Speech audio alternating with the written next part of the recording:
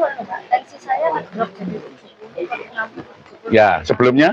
Sebelumnya memang agak rendah. Saya biasa hari-hari itu 90 per 60. Ya, ya. Banter 90 70. Ya.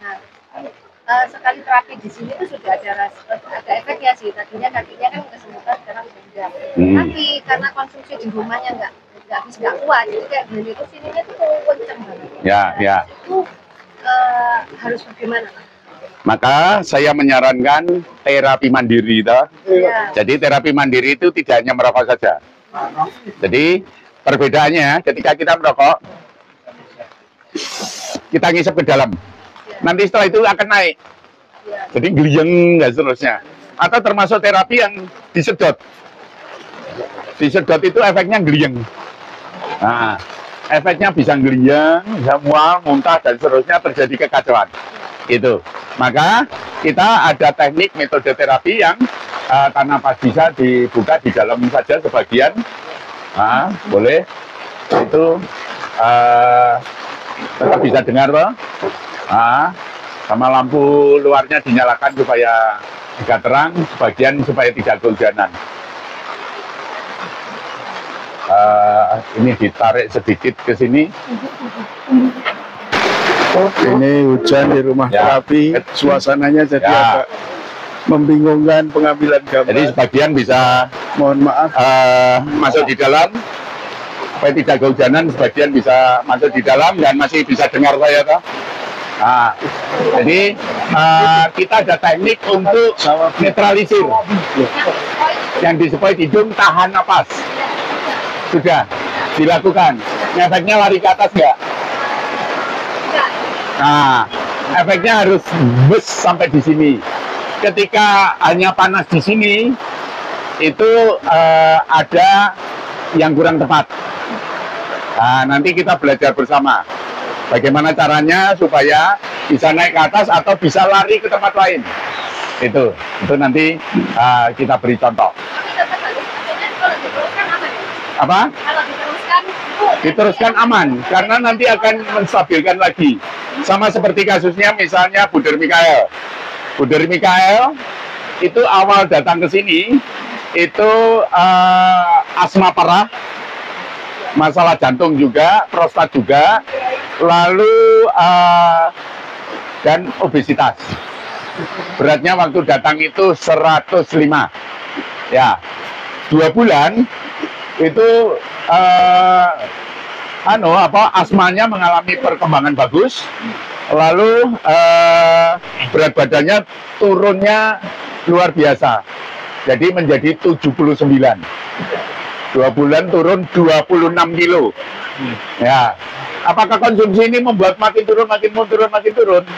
Ternyata tidak. Habis itu Bu Mikael naik dan sekarang di kisaran 82, 83 dan terus stabil di angka gitu.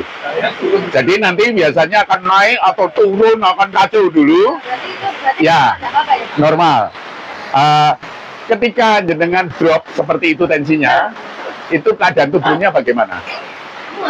Lemas pada saat konsumsi atau ketika tidak konsumsi? Tidak konsumsi, jadi setelah konsumsi kan? Ya. Terus itu nanti malam gitu baru terasa kesininya kenceng. Ya, disvoid nggak? Ketika kenceng? Ya. Oh ya, itu nanti ketika kenceng disvoid. Ya. Oke. Y. Ya. Ya, umur 10 tahun. Kita ada beberapa teknik. Jadi kalau tadi saya menjelaskan terapi kita ini berbeda dengan tempat yang lain. Terapi kita melibatkan keluarga secara keseluruhan. Monggo di dalam boleh sana. Jadi bisa sambil duduk di bawah sana juga boleh. Cukup jelas saya kira saya bisa menjelaskan. Daripada kehujanan masuk di situ boleh. Jadi kita membuat metodenya adalah apa? Rekreasi bersama keluarga. Ada yang punya spoid, pinjam spoidnya. Nah, kalau isep rokok terus kemudian jadi batuk. Ya. Batuknya salah teknik. Banget sih. Ya. Kemarin sudah itu salah teknik. Ya. Lalu itu ada teknik untuk menyelesaikannya. Jadi bisa kalau kita tadi kita dengan anak-anak juga kita bisa ngajarnya bermain-main. Jadi misalnya Kalau untuk sakit prostat bisa juga ya Pak? ya Bisa. bisa. Jadi ini kalau misalnya dengan anak-anak paling bagus anak-anak juga dibekali gini, diajak tembak-tembakan. Ya, mulai dengan gitu. Atau ditembakkan begini, dia suruh menembakkan ke saudaranya begini. Wah, pasti yang terjadi apa? Seneng. Ketika seneng, ini nyaman. Nah, anak-anak di usia-usia seperti itu kemudian diajak ditembakkan dulu misalnya di tangan. Atau di tangan sini, misalnya di Ibu Meliana ini. Tembakan, masuk. Tuh ada suaranya, masuk. Ya, masuk. Itu kan, dan ternyata tidak sakit. Jadi enak. Kalau nggak masuk, nggak pas posisinya gini, kita agak miring, nyasapnya kan keluar semua nih.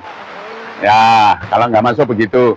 Atau kita kalau nekannya terlalu keras, maka keras dan abot. Ini abot. Iya. Nah, tapi kemudian yang diterapi sakit juga dan ngecap. Itu, jadi nggak bener kalau gini. Ini hanya nempel, tembakan, ini masuk dan nyaman. Ya. Pak, kalau batuk Itu. boleh merokok? Kenapa? Masih boleh. Boleh. Yang jelas kalau yang tidak boleh ngerokok itu, ngerokok sambil minum boleh nggak? Nggak bisa, sambil minum, sambil merokok, nggak bisa. Gantian, habis minum, ngerokok, minum lagi, boleh. Atau ngerokok sambil tidur, nggak bisa, itu melindur. Ya, jadi itu anak-anak tembak, misalnya di sini. Itu, titik-titiknya nanti kita belajar, titik-titiknya mana. Atau juga kemudian dibiasakan dia berada dalam lingkungan bersama, duduk bersama, ngeteh bareng, udut sebulan. Itu juga bagaimana dia bernafas dalam asap. Aman untuk anak-anak, aman karena hasil uji lab yang terakhir itu menggunakan smoking mesin. Jadi dari asapnya tidak ditemukan polutan berbahaya. Ya, jadi itu sangat aman. Bahkan untuk bayi pun aman. Saya pernah nerapi bayi usia 1 tahun 10 hari dari Somlaki, Maluku Tenggara Barat. Ya, itu kena mikrosefalus dan hasilnya sangat positif. Batuk masih boleh merokok? Justru batuk disembuhkan dengan merokok. Ya, ini bisa enak.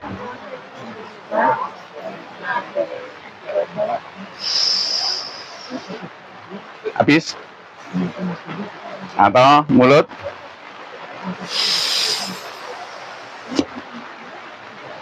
Tidak batuk. Kuncinya mana? Kuncinya ketika ditembak ini sudah habis, kita masih nyedot.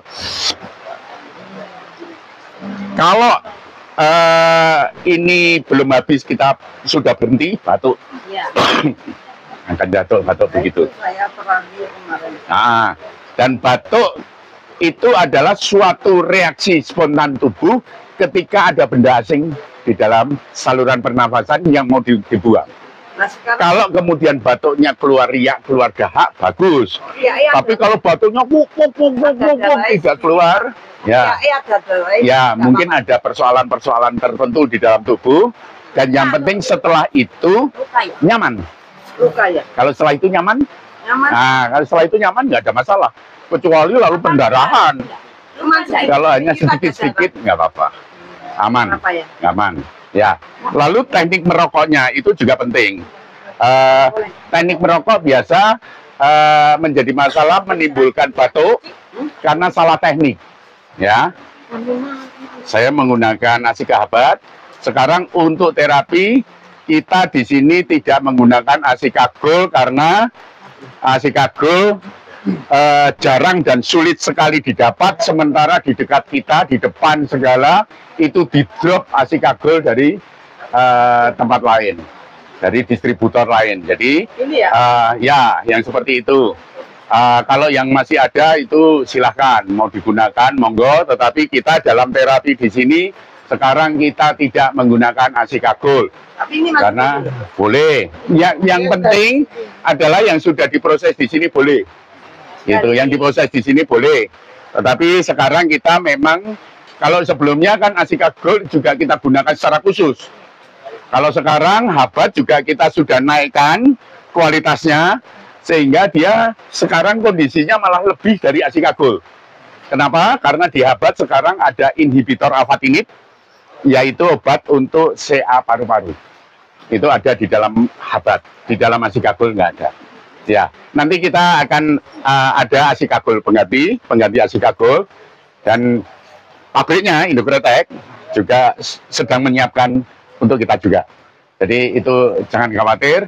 Untuk yang lebih suka kemasannya atau yang lebih halus.